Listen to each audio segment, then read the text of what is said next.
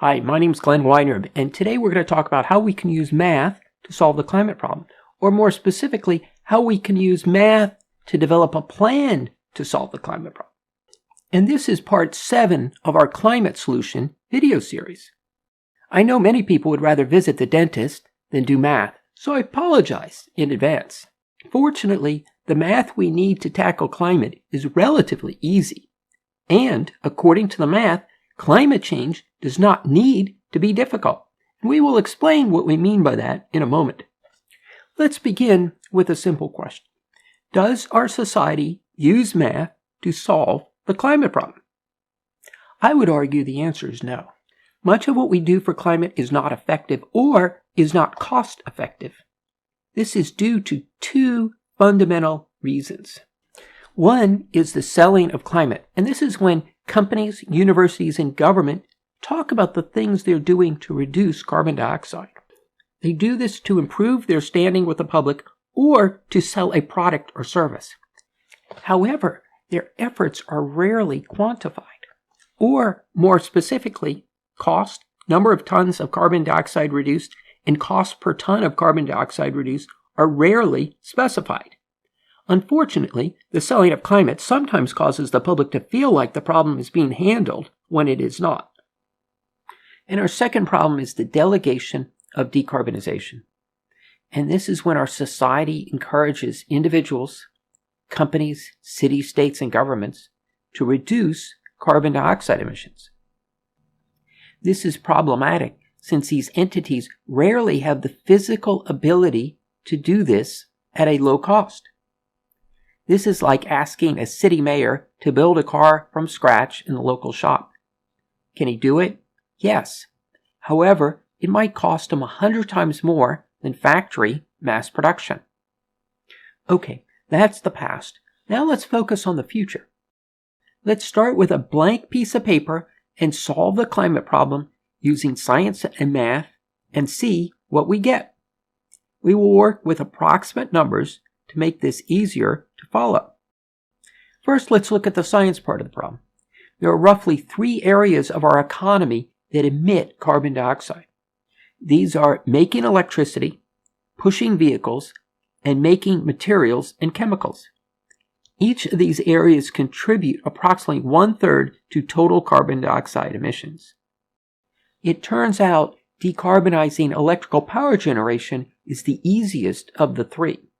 This is because the difference in the cost of the green product and the carbon-based equivalent is relatively low with electrical power. We decarbonize electrical power by building more solar farms, more wind farms, etc. Both green and non-green sources power the grid, and the electrons that shoot out of each source are the same. Therefore, no one notices when we switch over. In other words, we can decarbonize electrical power without annoying people. This is important since we need voters to support a green economy. One could argue that climate is an annoyance problem. To get through this, we need to annoy as few people as possible. Also, we need to annoy as few lawmakers as possible. And many are asking, why spend $200 to reduce emissions by 1 ton of carbon dioxide when we can do it for $20? This is another way of saying many lawmakers want to decarbonize in lowest cost order. If one uses the fruit on tree analogy, this entails consuming the lowest hanging fruit first, followed by the layer above. In this analogy, consuming fruit refers to doing things that reduce carbon dioxide, such as building a solar farm or building a wind farm. The lowest hanging fruit is the easiest to get to and therefore has the lowest decarbonization cost. For example, the lowest layer might be $10 per ton of carbon dioxide reduced and the layer above $15 per ton. $10 activity might involve building a solar farm that replaces coal-based electricity in a region with much unused flat, sunny land. The lowest third of the climate tree would mostly be electrical power since green electricity costs only a little more than carbon-based electricity. This translates into a two-phase climate strategy. where Phase 1 decarbonizes electrical power generation and does more R&D, and Phase 2 decarbonizes other areas such as transportation, making materials, etc. Some might want to tackle other areas now. However, doing that at large scales is difficult due to the high cost of the green equivalent. The news is inundated with talk about climate, and many people are tired of it. Many have one simple question: how much does it cost to fix this? This is rarely discussed, yet extremely important. We will answer this question with one requirement, and that is we are to solve the climate problem the easiest, laziest, cheapest way possible. This is not being done. However, if it was being done, what would we do physically, and how much would it cost? Explaining this requires a little physics and a little math. Again, I apologize if this is uncomfortable. You might recall seeing a reference to kilowatt-hours on your home electric bill. This is a unit of electricity, and the typical house consumes 10,000 of these each year. When a guy vacuums for his wife for an hour, that's a kilowatt-hour. Green electricity typically costs more than carbon-based electricity. More specifically, it typically costs 1 penny more per kilowatt-hour. The entire United States consumes 4 trillion kilowatt-hours each year, and if we decarbonized over 12 years, we would need to decarbonize 5% of this each year. Okay, now the math. Try to relax. 4 trillion times 5% times 1 penny is $2 billion. And this would be the additional cost of greener electricity each year. In other words, decarbonizing the U.S. grid by 2035 would cost Americans $2 billion in year 1, $4 billion in year 2, $6 billion in year 3, and so forth and so on. Also, we can divide these cost numbers by population to calculate cost per person per year.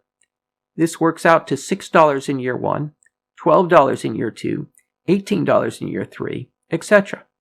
Again, this is the additional cost of the greener electricity per person per year. If the additional cost of the green electricity was 2 pennies instead of 1 penny per kilowatt hour, the cost numbers shown here would be twice as high. You can relax now. We're done talking about numbers.